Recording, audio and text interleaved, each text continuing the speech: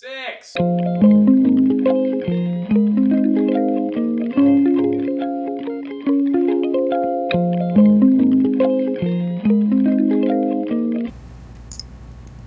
I can just start whatever?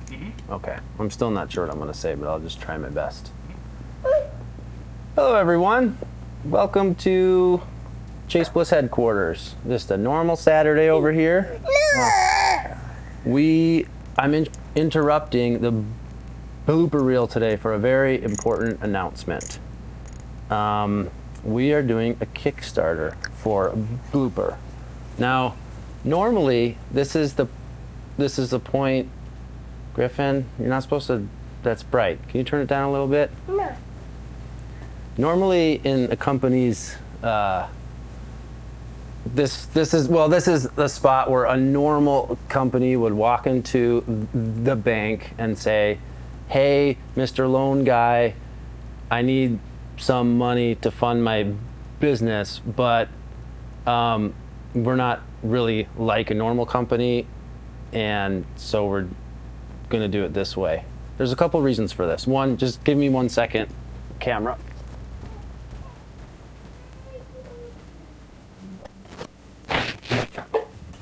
Come here, Griff.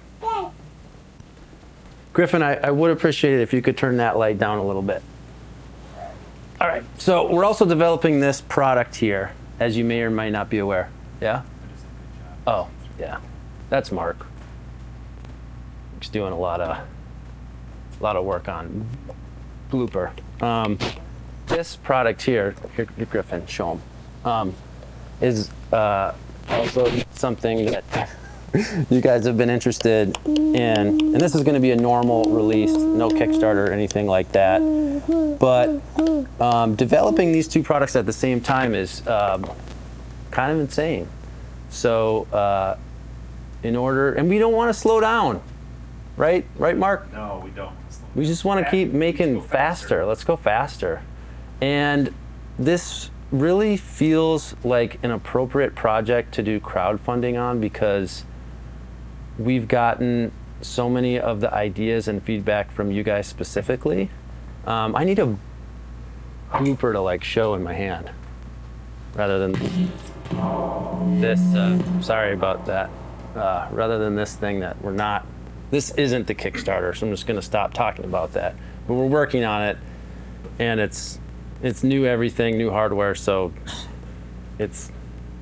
never mind. We're working on it. But we're going to talk about this now, Blooper. Right, Moose? Come on, Moose. Let's show them Blooper. So we have brought this. We've been working on it since March or April of 2018. So it's been quite a long development process for us, the longest development process of any product we've ever worked on. And we've brought it all around the world. We've showed it to our friends Andy Othling and the guys at Old Blood Noise Endeavors. Took it to NAMM. Let's see, where else did we? We went to Europe, showed it to David Rollo and Heinbach. Okay.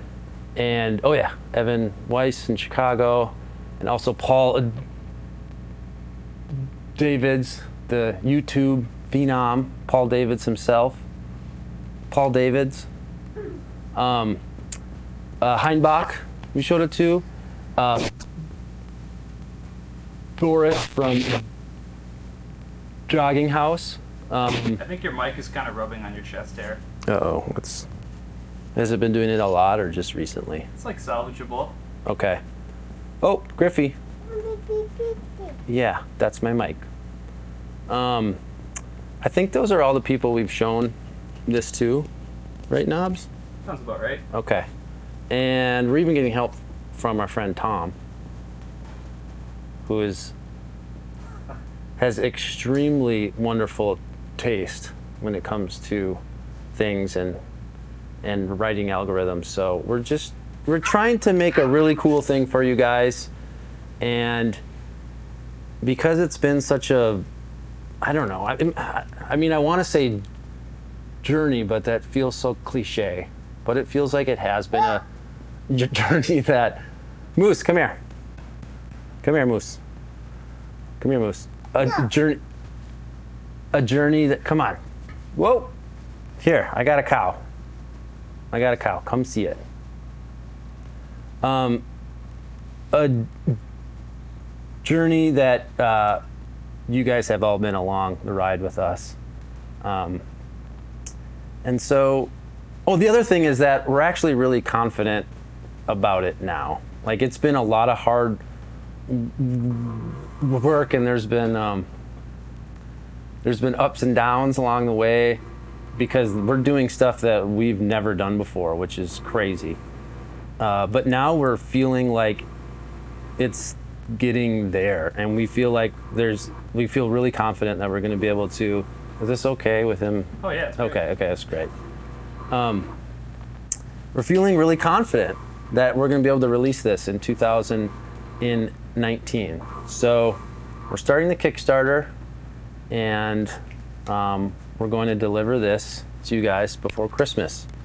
Ho, ho, ho. Moosey, say ho, ho, ho. Merry Christmas. What else? What am I missing? I think that was all I wanted to say. We've talked to a lot of people, gotten a lot of feedback from you guys and from our friends, and it's doing all the things we want it to do. Oh, we've decided on all of the final design decisions as of yesterday, last night, 2 a.m. by the fire. So I think you're really gonna like this. I mean, I know I'm supposed to say that, but I actually think you're gonna like it. Is that good, Knobs, or should I ramble along any more? Oh, well, now Knobs is gonna talk about the final features very briefly, and then we're gonna go visit David Turin in New York. Moose, thumbs up. Hey, Mark, thumbs up.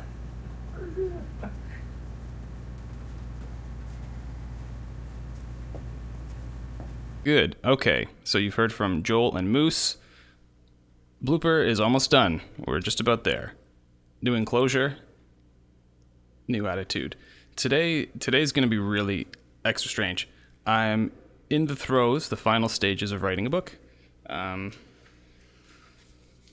with these people about guitar pedals, and it's just full on. So this is going to be a bit frantic, but I'm going to tell you what's going on with the final, or just about final, form of Blooper.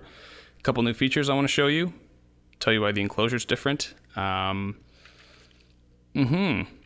think we should start. This is going to be very unelegant. There's not going to be any text over here. No time. First feature that is really fun is Scrambler. I'm going to use a mic for most clarity purposes. 1, 2, 3, 4. 1, 2, 3, 4.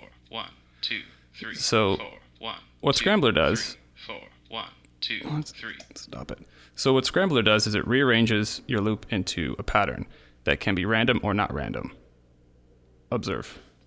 1, 2, 3, 4. 2, 1, 4.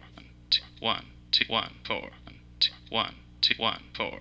2, 1, 2, 1, 4. So there you go. It's a pattern.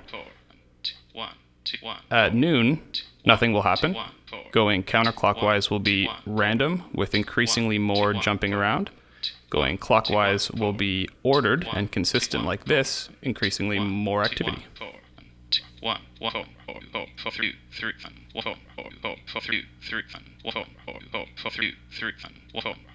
So even as you turn up and it gets more chaotic, you can see that it's consistent.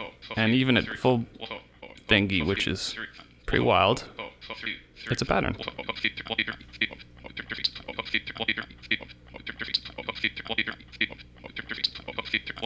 And a cool thing that Mark was able to code in is it scales. So you'll get like a proportional amount of changes and chaos depending on the length of the loop.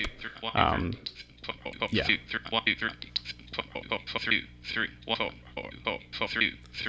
But the nicest thing about this is that, well, you know, something I'm excited about. Every time you turn it off and on again, you're going to get a new pattern.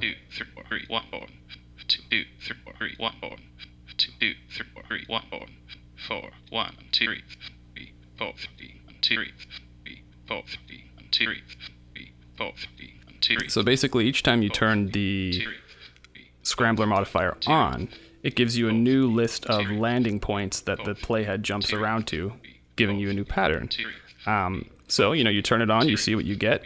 If you're not into it, turn it off and try again.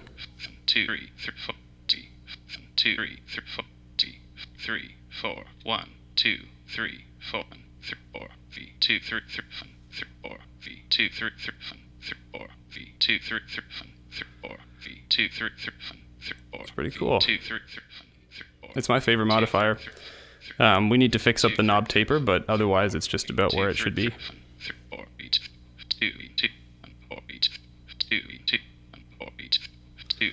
And of course, you have two modifiers, so you can do something in conjunction with it.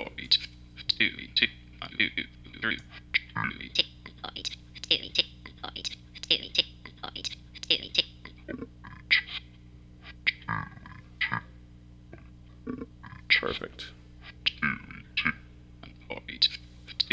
Just perfect sounds. And that brings us to the first big feature thing to discuss. So, yeah, this is almost definitely the final version of this enclosure we're going to do. The big changes are these two knobs, well, the ones I'm not pointing at, these two are labeled more clearly. I'm going to drink some water because people tell me I should. Yeah, so the big thing that's changed is down here. When we first talked about Blooper way back in episode 1, this was meant to be something completely different. And it just wasn't fun. It stunk. So the idea was that you'd have these 3 modes of operation for the foot switches, so they could do recording functions or turn effects on or do like momentary performance effects. The fact is it's no fun at all to switch around with this while you're looping. So instead, what these do is they give you kind of like behavioral modes. So on the far right, you get something that behaves like a sampler. I'm just going to start by showing you that. It's a really fun mode. I'm going to get a synth. So to start off with, we still have my beautiful counting. So 1, 1, 1, 1, 1, 1, 1, 1, 1, 1, 1, 2, 3. It's a sample. So let's record something new and I'll show you how it works.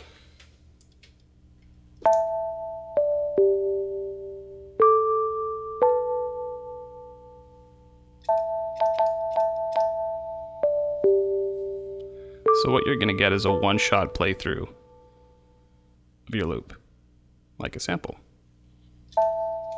that you can re-trigger. Now what's nice is if you hold this, and this LED comes on, now it's looping. But you can still do these. And of course you can use the modifiers and stuff too, so I could scramble this up.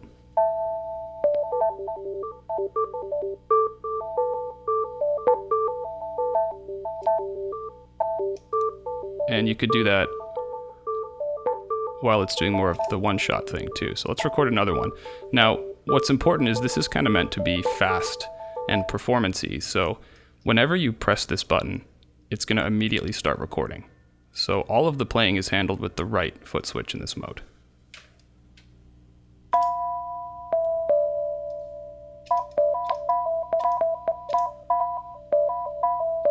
It's being chaotic because I had Scrambler on.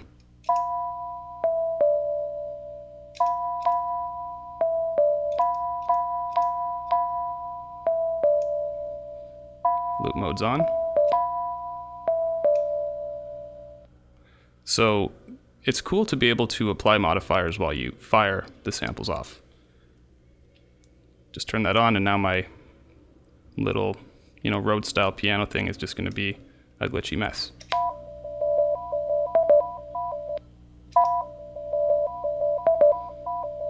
Sweet.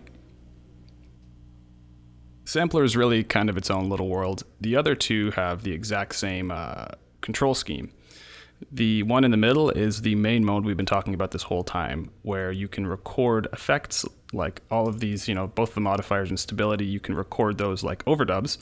But we've also included a norm or normal mode, so you can apply those effects, but not worry about them being recorded again and again. So you can record overdubs and kind of work in that space without it transforming as the effects pile up. Yeah. That's what those do. So instead of states that we had before that required you to kind of flip around as you go, these are more like different uses of Blooper. But the nice thing is that the audio does carry between them, so you can record like a big multi-level thing, then go to sampler mode and play with that. Sweet.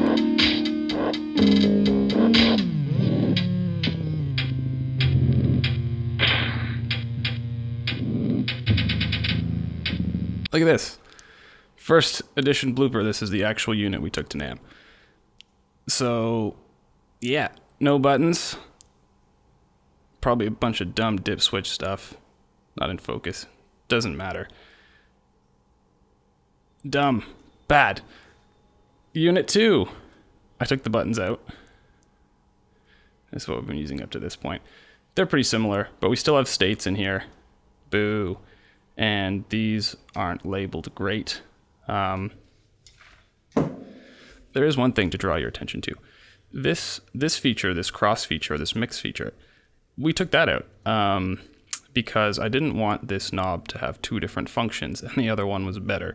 So, in fact, there's no locking on Blooper anymore. And the reason is because we don't need it.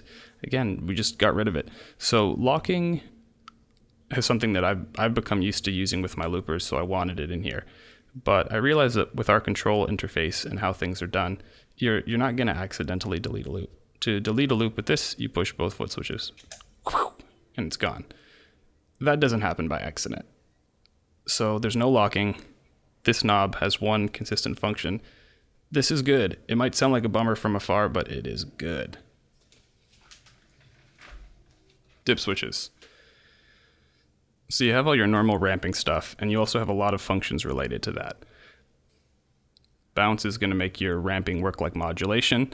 Turn it off and it'll just happen once. Very useful for a looper. I talked about that in episode 5. We have random ramping this time. So you still choose a range with the knob, so it's not completely random unless you want it to be. So it's kind of a focused random jumping around. Very nice. You set the speed like any other ramping stuff.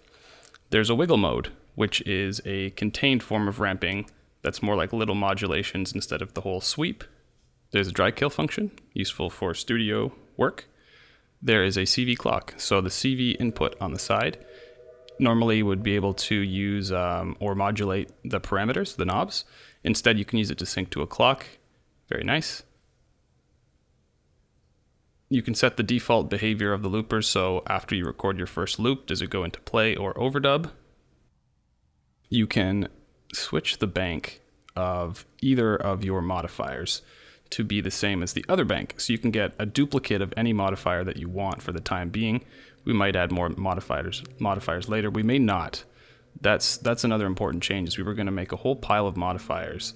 But then you wind up with something that you don't know very well. We'd almost rather have a focused set of modifiers that you can really get to know and use instead of this kind of haphazard bag of tricks. So, at least for the time being, what the banks allow you to do is double up on things. So if you flick the bank B switch up, it's going to be a mirror image of all the modifiers that are in bank A. So you could use two filters at once. One is a high pass, one is a low pass, for example. Or you could have like one Scrambler pattern maker and then another one scrambling the Scrambler, whatever. So I think that's all I'm going to do. It's scattered. I hope that made sense. I gotta go write a book. We did a great trip this month. We went to see David Turin, and you know, if you like looping, you know David Turin, and his ideas are all over this thing in one form or another. It's a great visit. We almost electrocute him. The footage was edited not by myself. It was edited by Nihal, who has a YouTube channel called Fire Ghosting. He makes my favorite videos of them all. So super glad that he did that. And Blooper's almost done. Everybody. It's almost done.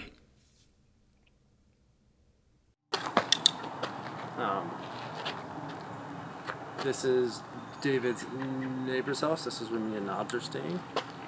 Planning on getting in that at some point.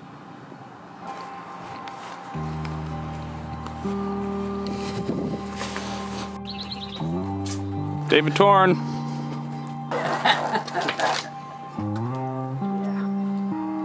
Good boy alert.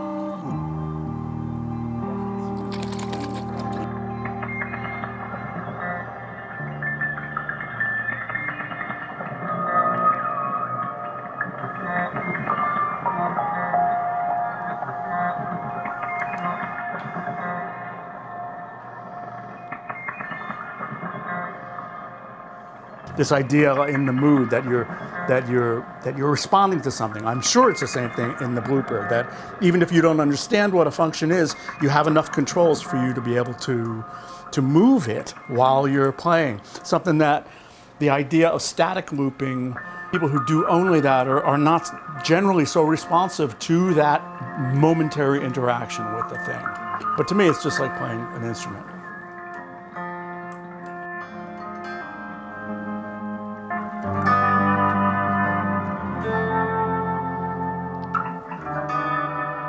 Of course, one of the things I love about Mood is that it's giving me arenas in which I can play, but I'm not sure exactly what's going to happen, but those are the things that I really dig. Enough unpredictability that you have something to go with.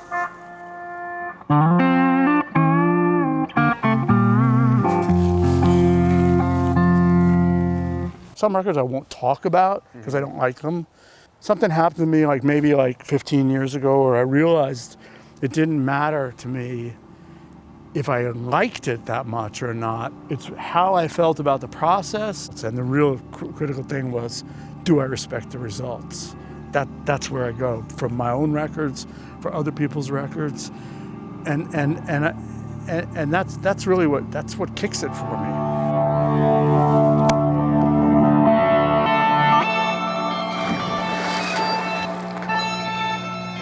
I think we need a towel. Sorry for splashing and getting your gear wet. Oh, dude. Sorry about it. None of us expected it, though.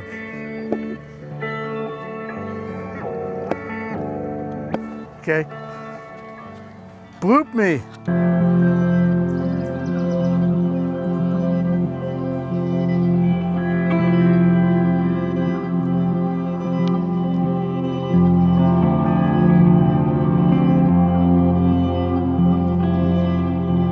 It's perfect with the pool. I just like that this is my life right now. This is very cool. I held the button in, the mod button in, and was recording over. Each time I recorded it, was doing that collectively up the resonance of the filter, because it was recording one filter on top of the other, and then we ended up with that little distant submarine sound.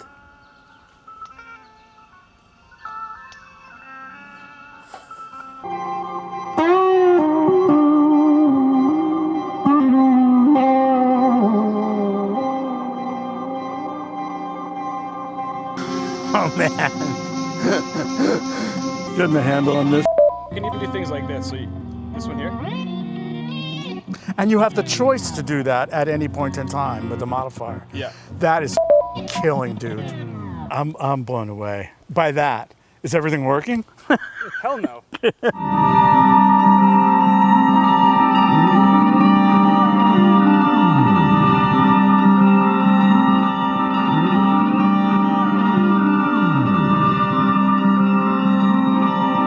The most friendly gesture I could make to Joel right now is this.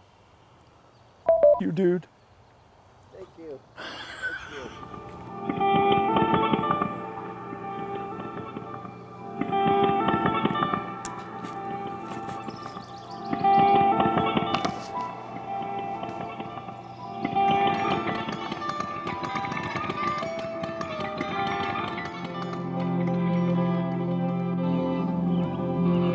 The scanning thing is amazing.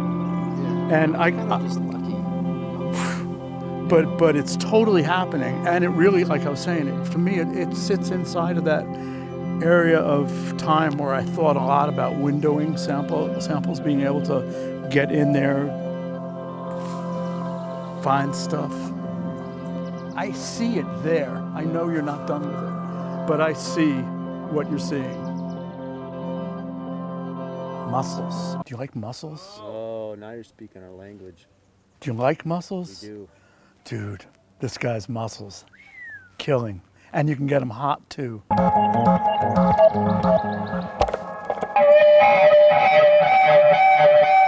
want you to smell this. I'm heading towards your nose. Right, ice, guys. Ice is over here. That was the So oven. that's one of my things, Joel. That's special absinthe sugar. I'll be all right. Believe it or not, it deteriorates quickly. Oh, I see. It's like a gated fuzz. It is.